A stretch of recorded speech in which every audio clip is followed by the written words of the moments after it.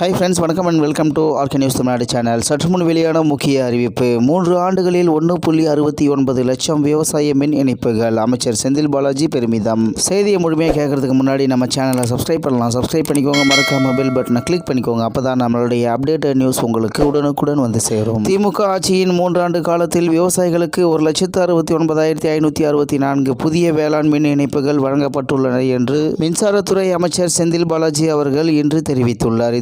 தொடர்பாக மின்சாரத்துறை அமைச்சர் செந்தில் பாலாஜி அவர்கள் வெளியிட்டுள்ள அறிக்கையில், தமிழ்நாட்டில் விவசாயிகளின் வாழ்வாதாரத்தை மேம்படுத்திட இந்தியாவிலேயே முதன்முறையாக 1989 முதல் 1990 ஆண்டில் உழவர்களுக்கு இலவச மின்சார திட்டத்தை தொடங்கி வைத்தார் கலைஞர். தொலைநோக்கு பார்வையில் தொடங்கப்பட்ட இத்திட்டத்தால் தமிழ்நாட்டின் கிராமங்கள் துரித வளர்ச்சியை அடைந்தன. விவசாய நிலப்பரப்பு விரிவடைந்தது. விவசாயிகள் தன்னிறைவு பெற்றனர். 2010 முதல் 2011 ஆண்டு காலத்தில் ஒரே ஆண்டில் 77,158 இலவச வேளாண் மின் இணைப்புகளை கொடுத்து சாதனை படைத்தார் கலைஞர். அந்த சாதனைகளின் அடிச்சுவட்டில் திரு மு.க. ஸ்டாலின் தலைமையிலான திமுக அரசு கடந்த 3 ஆண்டுகளில் மட்டும் 1,69,564 புதிய வேளாண் மின் இணைப்புகளை கொடுத்து புதிய சரித்திரம் படைத்திருக்கிறது. அதற்காக மின் கட்டமைப்புகள் மேம்படுத்தப்பட்டுள்ளன. கடந்த 2016 முதல் 2021 ஆண்டுகளில் அதிமுக ஆட்சியில் உழவர்களுக்கு வழங்கப்பட்ட மொத்த வேளாண் மின் இணைப்புகளின் எண்ணிக்கை 1,38,592 மட்டுமே. ஆனால் திமுக ஆட்சியில் 3 ஆண்டுகளில் அந்த எண்ணிக்கையை கடந்து 1,69,564 புதிய மின் இணைப்புகளை வழங்கி சாதனை புரிந்துள்ளது. வேளாண் பெருங்குடி மக்களின் வாழ்க்கை தரத்தை உயர்த்துவதற்காக திட்டங்களை தீட்டி அக்கறையோடு செயலாற்றி வரும் திரு மு.க. ஸ்டாலின் ஆலோசனைகளால் வேளாண் மின் இணைப்புகளின் எண்ணிக்கை இந்த அளவிற்கு உயர்ந்திருக்கிறது. இதனால் 3,38,380 ஏக்கர் வேளாண் நிலங்கள் பாசன வசதியை பெற்றிருக்கின்றன.